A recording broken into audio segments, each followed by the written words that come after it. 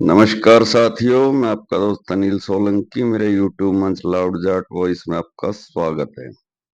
दिल्ली के मुख्यमंत्री का नाम अनाउंस हो गया है। रेखा गुप्ता दिल्ली की नई मुख्यमंत्री होंगी। हरियाणा के जींद की रहने वाली हैं। इससे पहले एमसीडी की मेयर रह चुकी हैं और फर्स्ट टाइम की एमएलए हैं। परवेश वर्मा को डिप्टी सीएम का पद दिया गया है, झुंझुना। मुझे एक पुराना, क्या बताऊं आपको, दृश्य मेरी आंखों के आगे आ गया। 2019 के अंदर हरियाणा के विधानसभा चुनाव हुए थे। 2019 की बात है, हाँ 2019 की। तो बीजेपी की 40 सीटें आई थी और उसको 6 विधायकों की जरूरत थी। तो उसको 6-7 निर्दलियों ने समर्थन दे दिया था और उसमें से 4-5 तो जाट ही थे। रंजीत चौटाला, राकेश दौलताबाद, बलराज कुंडू और सोमवीर सांगवान। बिना मांगे समर्थन दे दिया था, बिना शर्त के। फिर भी भारतीय जनता पार्टी को ऐसा लगा कि निर्दलियों के भरोसे 4 साल रहना खतरे से खाली नहीं है। इसमें से अगर एक दो भी इधर उधर हुआ तो सरकार गिर सकती है। तो इनके एक बहुत ही मशहूर फ्रेंच कट नेता हैं, अनुराग ठाकुर। वो अपनी गाड़ी ड्राइव करके दुष्यंत चौटाला के बंगले पर गए दिल्ली में, जो उनको as a member of parliament सरकारी बंगला मिला हुआ था।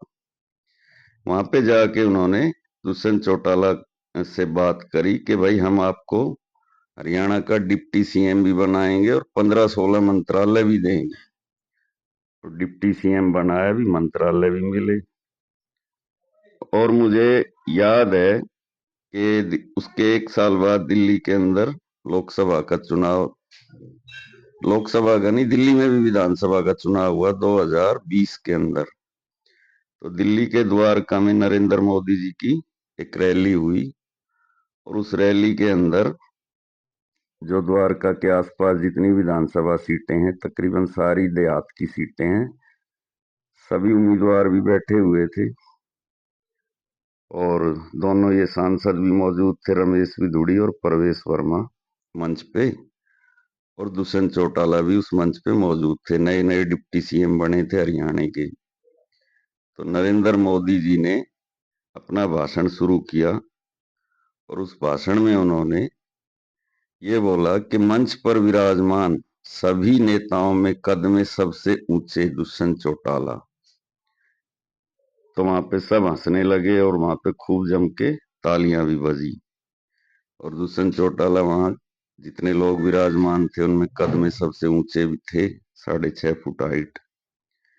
लेकिन जब 2024 का विधानसभा चुनाव नजदीक आया तो 6 महीने पहले खट्टर साहब की बलि ली गई। दुष्यंत चौटाला को हटाने का बहाना चाहिए था।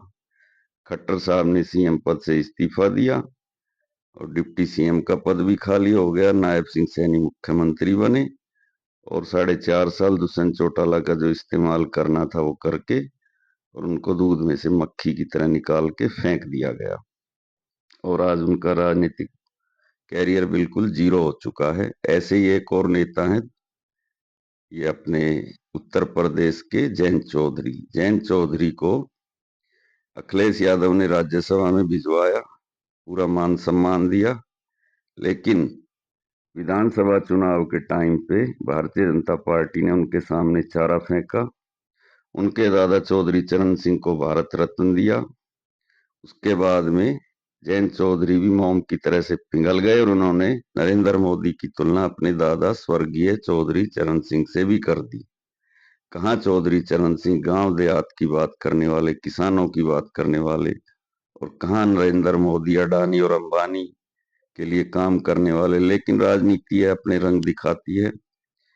और जयंत चौधरी ने भाजपा से गठबंधन किया और उसके बाद पश्चिमी उत्तर प्रदेश में भाजपा को जम के जीत मिली। क्योंकि जाट इनके लिए वन टाइम पासवर्ड होते हैं, चाहे हरियाणा हो, चाहे यूपी हो, चाहे दिल्ली हो। अभी दिल्ली में जो विधानसभा चुनाव हुआ उसमें सबसे पहले जिस कैंडिडेट का नाम डिक्लेयर हुआ था वो थे परवेश वर्मा। उनको किसी उम्मीदवार का नाम डिक्लेयर नहीं हुआ था, सबसे पहले ये जिम्मेदारी दी गई कि आप नई दिल्ली सीट पे जाइए और अरविंद केजरीवाल को हराइए, जिससे कि दिल्ली देहात में ये मैसेज जाए कि अगर चुनाव में हम वोट देंगे भाजपा को तो सीएम प्रवेश वर्मा बनेगा। और दिल्ली देहात के लोगों ने नरेला, बवाना, मुंडका, नागलोई, नजफगढ़, पालम, बिजवासन, महरौली, मटियाला और रिठाला जैसी 1 दर्जन सीटें जो दिल्ली देहात की आती हैं, उत्तम नगर, विकासपुरी, रोहिणी और ये आपका किराड़ी, तकरीबन 15-16 सीटें सारी जिता के भाजपा की झोली में डाल दी। और अंत में क्या मिला? डिप्टी सीएम का पद, जो कि हरियाणा में भी मिला था दुष्यंत चौटाला को, वही दिल्ली में भी हुआ। तो भाजपा इससे ज्यादा अगर जाट ये उम्मीद करते हैं कि हमको कुछ देगी जाटों को, तो वो मूर्खों के स्वर्ग में जी रहे हैं। अब डिप्टी सीएम क्या होता है आप सब समझ सकते हैं। एक उप मुख्यमंत्री की क्या पावर होती है भी आप समझ सकते हैं। एक उपराष्ट्रपति भी बना रखा है, एक उप मुख्यमंत्री हरियाणा में भी बनाया था, अब दिल्ली में भी बना दिया है।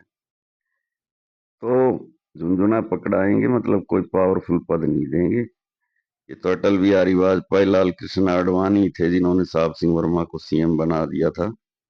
और कांग्रेस ने तो जाटों को बहुत कुछ दिया। चौधरी बंसीलाल, चौधरी भूपेंद्र सिंह हुड्डा और चौधरी भजनलाल भी जाट ही थे। तो 3-3 मुख्यमंत्री कांग्रेस ने हरियाणा में बनाए। लेकिन भाजपा से उम्मीद अगर जाट करें तो मेरे ख्याल से तो मुमकिन नहीं है। जब तक मोदी और अमित शाह रहेंगे जाटों को कुछ देंगे। तो प्रवेश वर्मा को अपनी नई पारी मुबारक हो, दिल्ली के डिप्टी सीएम का पद भी मुबारक हो।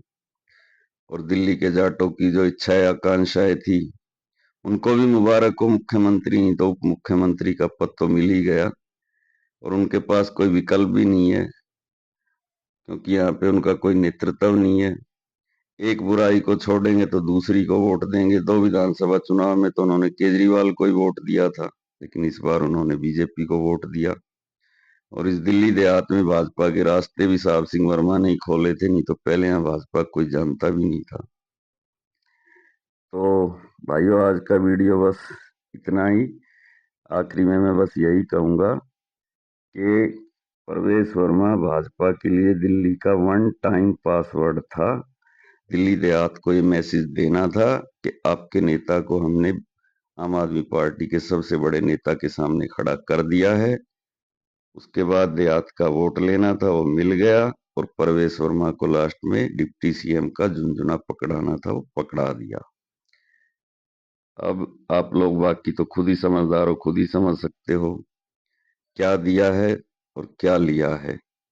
इसी के साथ मैं आपका भाई अनिल सोलंकी आज का वीडियो समाप्त करने की इजाजत चाहता हूं। आप सबका दिन शुभ हो। वीडियो को ज्यादा से ज्यादा शेयर करें, लाइक करें, कमेंट करें। धन्यवाद भाई।